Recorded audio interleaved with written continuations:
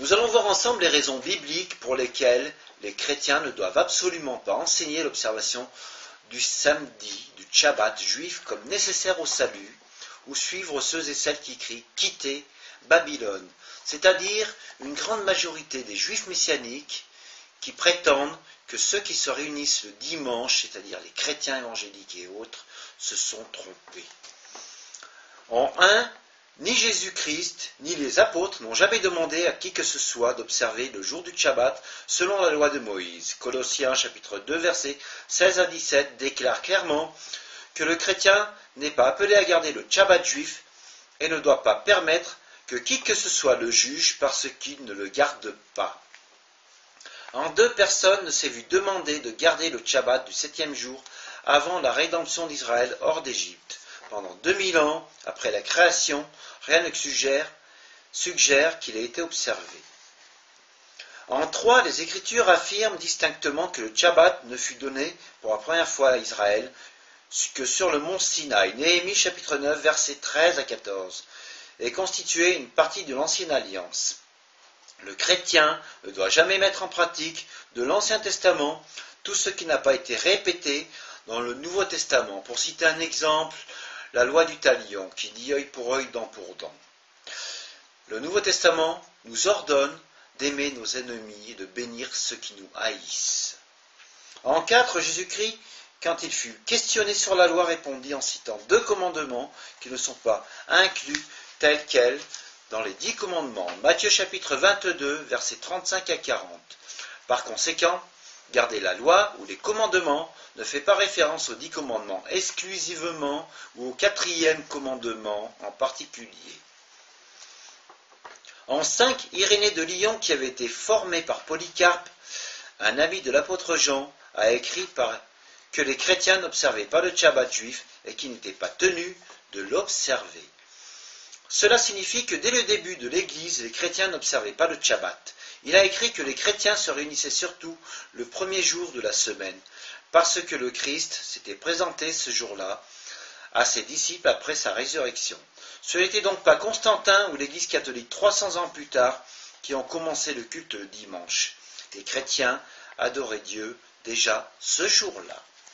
En 6, la lettre très importante qui fut envoyée aux églises par le concile des apôtres et des anciens, à qui faisait référence la loi et au salut pour les nations, a omis volontairement toute référence au jour du Shabbat. Actes chapitre 15, versets 1 à 29. En 7, l'apôtre Paul écrivait sous l'influence du Saint-Esprit et a omis volontairement dans toutes ses lettres de faire une quelconque référence à l'importance supposée de pratiquer le Shabbat juif. Au contraire, il a indiqué clairement dans Colossiens chapitre 2 versets 16 à 17 que les chrétiens ne gardaient pas le Shabbat juif parce que ce n'était qu'une ombre des choses à venir. L'accomplissement est en Christ et en Christ lui seul. En 8, tout au long du Nouveau Testament, il n'y a aucun commandement spécifique pour aucun chrétien de garder le Shabbat juif. En 9, ni Jésus ni les apôtres n'ont observé le Shabbat juif après la résurrection.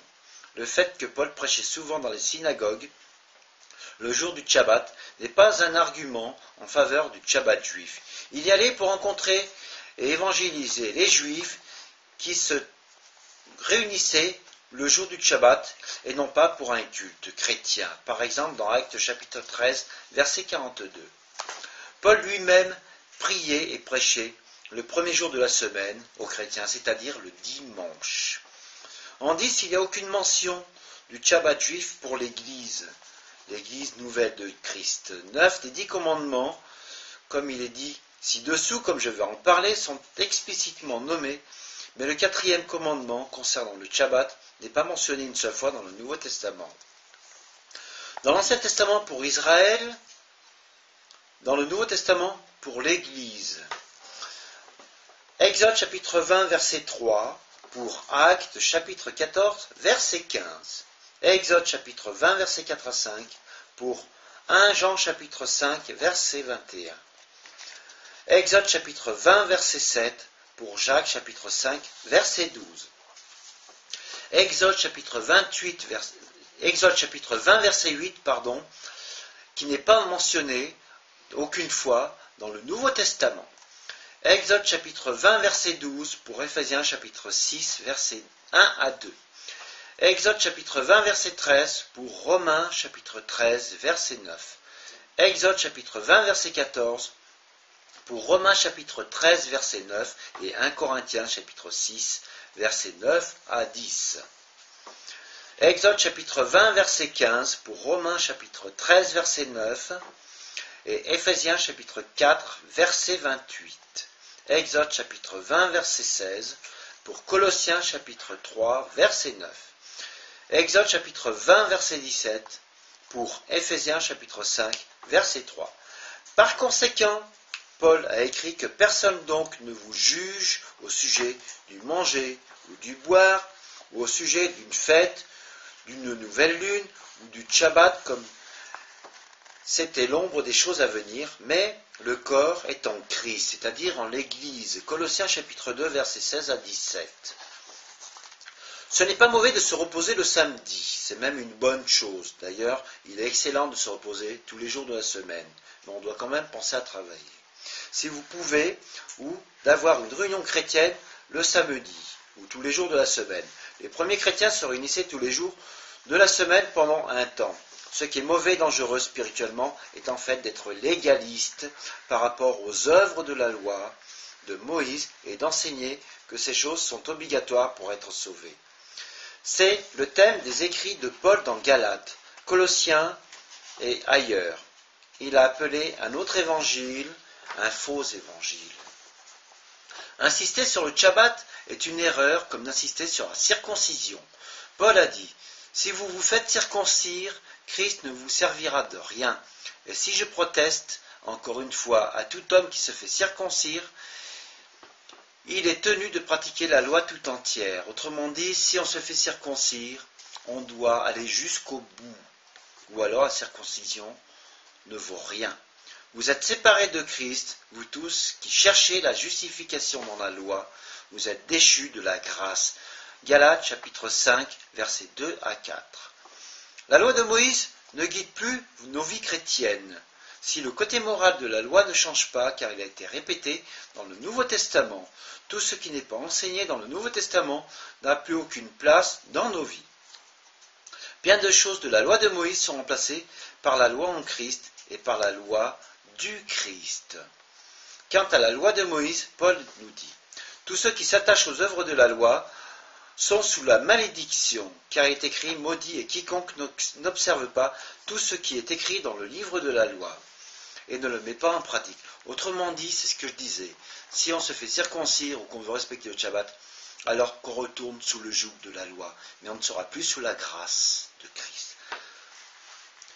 Et que nul ne soit justifié devant Dieu par la loi de Moïse. Cela est évident, puisqu'il est dit, le juste vivra par la foi, Galates chapitre 3, versets 10 à 11. Et déroger à ceci, c'est déroger à tous les enseignements de la Bible, y compris dans l'Ancien Testament. Paul a expliqué donc dans ses lettres que la circoncision, une œuvre de la loi de Moïse, est remplacée maintenant par une circoncision qui n'est plus faite de main d'homme, et c'est en lui que vous avez été circoncis d'une circoncision que la main n'a pas faite, mais de la circoncision de Christ qui consiste dans le dépouillement du corps de la chair, ayant été enseveli avec lui par le baptême, vous êtes aussi ressuscités en lui et avec lui, par la foi en la puissance de Dieu qu'il a ressuscité des morts. Colossiens chapitre 2, versets 11 à 12. Il a dit aussi, si vous faites circoncire selon la loi de Moïse, Christ ne vous servira de rien. Galates chapitre 5, verset 2. Grâce à la même foi dans la puissance de Christ que nous suivons par la foi de Moïse, interdisant certains aliments. Mais aujourd'hui, nous pouvons manger de tout, selon 1 Timothée chapitre 4, versets 1 à 6, et Actes chapitre 10, versets 9 à 42. En plus, aujourd'hui, si nous buvons quelques breuvages mortels, il ne nous fera point de mal, selon Marc chapitre 16, verset 18. Grâce à la foi dans la puissance de Christ, que nous suivons plus la loi de Moïse concernant le Shabbat, mais nous trouvons notre repos, le sens littéral du mot Shabbat, par notre foi en Jésus-Christ. Hébreux chapitre 4. Il est lui-même notre Shabbat, qui a dit « Venez à moi, vous tous qui êtes fatigués et chargés, et je vous donnerai du repos. Prenez mon joug sur vous, et vous recevrez mes instructions, car je suis doux et humble de cœur, et vous trouverez du repos pour vos âmes. » Matthieu chapitre 11, versets 28 à 29. Selon Colossiens chapitre 2, versets 14 à 17, Jésus a effacé l'acte dont les ordonnances nous condamnaient et qui subsistait contre nous, c'est-à-dire la loi de Moïse, et il l'a déduit en le clouant à la croix. Il a dépouillé les dominations et les autorités et les a livrées publiquement en spectacle en triomphant d'elles par la croix. Que personne donc ne nous juge au sujet du manger ou du boire, ou au sujet d'une fête, d'une nouvelle lune ou des Shabbats, c'était l'ombre des choses à venir, mais le corps est en Christ. Méditez attentivement l'épître aux Galates, ainsi que Colossiens chapitre 2 et Hébreux chapitre 4. Non, le chrétien ne doit pas garder ou enseigner aux autres de garder le Shabbat juif, croyant que c'est nécessaire à son salut. C'est un autre évangile, un faux évangile selon Paul. Colossiens chapitre 2, versets 16 à 17, dit clairement que le chrétien n'est pas obligé de garder le Shabbat juif. Que personne donc ne vous juge au sujet du manger ou du boire, ou au sujet d'une fête, d'une nouvelle lune ou des Shabbats. C'était l'ombre des choses à venir, mais que le corps est en Christ. Colossiens chapitre 2, versets 16 à 17. Le chrétien n'est pas demandé d'observer quoi que ce soit qui n'est pas mentionné dans le Nouveau Testament. Non, le juste vivra par la foi en Christ, la foi dans ses commandements révélés dans le Nouveau Testament. Il est tout à fait biblique et bien que les chrétiens observent le jour du Seigneur plutôt que le samedi du Shabbat juif. Le Nouveau Testament et l'histoire indiquent clairement que le premier jour de la semaine juive, appelé le jour du Seigneur, était un jour d'une importance spéciale pour les chrétiens.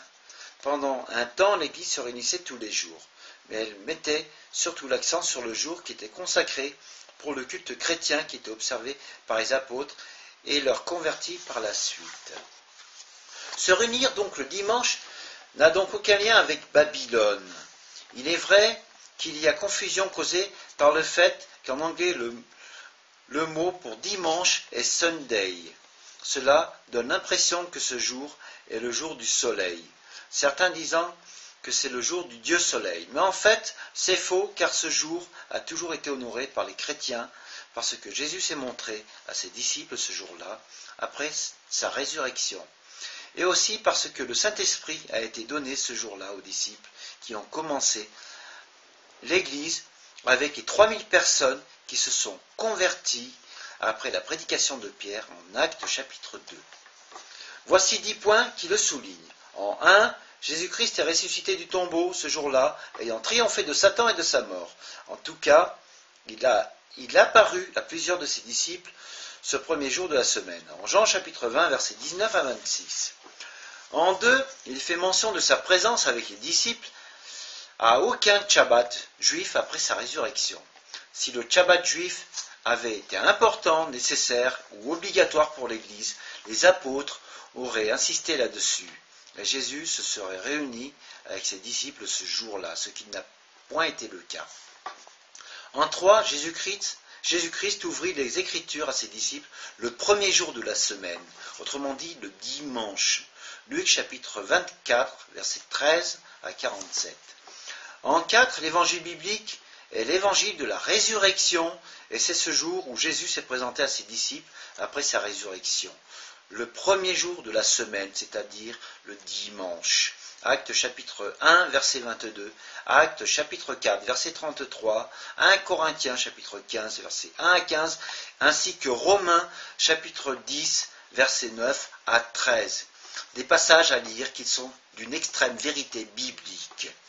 En 5, le Saint-Esprit fut donné le premier jour de la semaine aux premiers chrétiens, et ce même jour à 3000 âmes qui ont été ajoutées à l'Église, c'est-à-dire le jour de la Pentecôte. Actes chapitre 2, c'était un dimanche. En 6, les disciples se réunissaient toujours pour le repas du Seigneur, pour rompre le pain, le premier jour de la semaine. Actes chapitre 20, verset 7, 1 Corinthiens chapitre 11, verset 17 à 34. Ce jour du Seigneur était le jour pour le repas du Seigneur. Et celui qui s'en abstenait perdait pratiquement sa part à la communion chrétienne, la communion fraternelle. En 7, la collecte des offrandes des chrétiens était faite le premier jour de la semaine, c'est-à-dire le dimanche. Le premier jour de la semaine juive qui est le dimanche aujourd'hui.